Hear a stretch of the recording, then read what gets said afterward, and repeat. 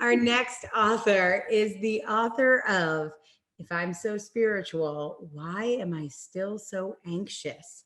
The Soul Seeker's Guide to Reclaim Your Joy.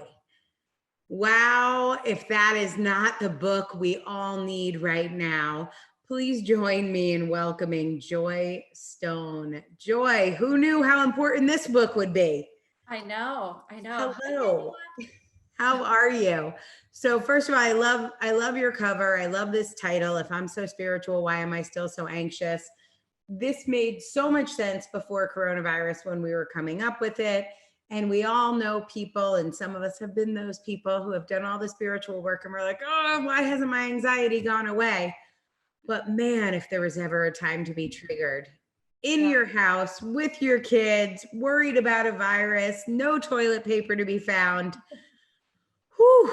Let's talk about this book. And I think, the title says so much of what it's about and who it's for. But can you give us some tips and tools that you share in the book? Because so many of us need help with anxiety right now.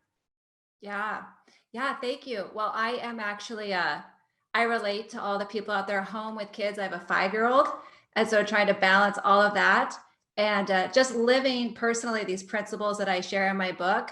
And one thing I want to say is as I wrote this book, I don't come at this just from an academic, experience, but really personal experience. And these principles are tools or practices that I use not only in my life as I was trying to overcome the anxiety, but even just today as a way of life. So, what we're seeing today is that everything is always changing. Life is constantly in flux and flow. And this is a magnified experience of that. But for someone who experiences anxiety, what we want is certainty. And we don't want to be in the tidal wave of all that change. We want control. And so if there's ever been a time to try to really tap into what the solution is, which is not the ability to control everything out there because there's just too many variables as we're seeing. But what recovery from anxiety really is about is rearranging the way that we see life and relate to change and how we tap into our ability to be more flexible and fluid in our life and in control of what we think, believe, feel, and do in relationship to change. So anyway, some tips I guess I could give too, but Yeah. What do we do? What are some of your favorite anxiety management techniques? well, one of the things I want to say about that too is in terms of anxiety and a technique, the book is titled If I'm So Spiritual, Why Am I Still So Anxious? And anyone who would pick up this book has most likely done all the tips and tools, has most likely done all of the things. And I write about that in the book. It's someone who has done the yoga, the meditation, the deep breaths, the chanting, the bells, the oils. And all of those are incredibly important. And they're still part of the practices that I teach and offer and that I do myself. But what we find out is that when we're seeking relief from anxiety, we don't just want the relief in the moment, we want that freedom. And those tools will help us, but only if we recognize that they're not the point. The tools are there to help us do the inner work. And I think if we go about any tool thinking it's going to be the thing that's going to fix us, we soon find it won't be. So, what I always teach as the first tool is that just this shift of perspective, which is that anxiety is incredible feedback. I call it this navigation system. So as anxiety arises, if we can just practice being in a state of awareness, that as it arises, we recognize that it's telling us where we are in relationship to who we are. And so in those moments, it's not about grabbing the tool, even though that's important. It might be the deep breath, it might be the oil, but to recognize that that tool is helping us navigate back into who we are.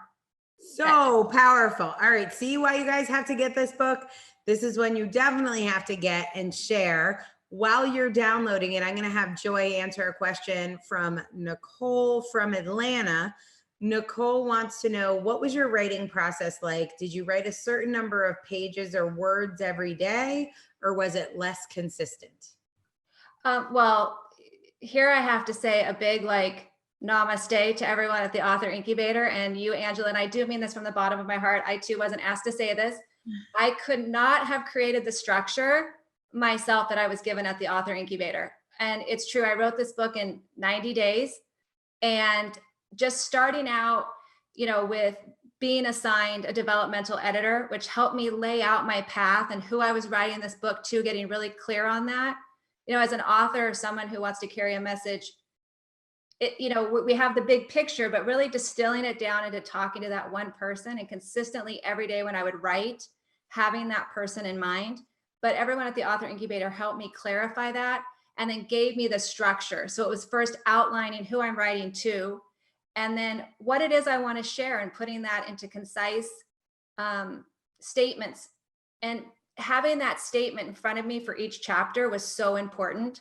So without giving all that away, but it's just, you guys really laid it out for me. And so I just want to say, I couldn't have done it alone, but I did have you write structure. every day? Did you write every day, or did you like take 3 days and write the book in 3 days? I Or didn't write it every day. So I had my calendar. So I scheduled time in my life that I could write it, but I set aside about 3 hours each day, I think it was, to write my book. Yeah. Awesome. Yeah. Cool, Nicole. Well, hopefully that helps you out.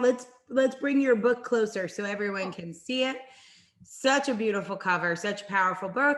If I'm So Spiritual, Why Am I Still So Anxious? The Soul Seeker's Guide to Reclaim Your Joy by Joy Stone. Joy, congratulations. Thank you. Thank you. Make sure you get that book. It is a quarantine special.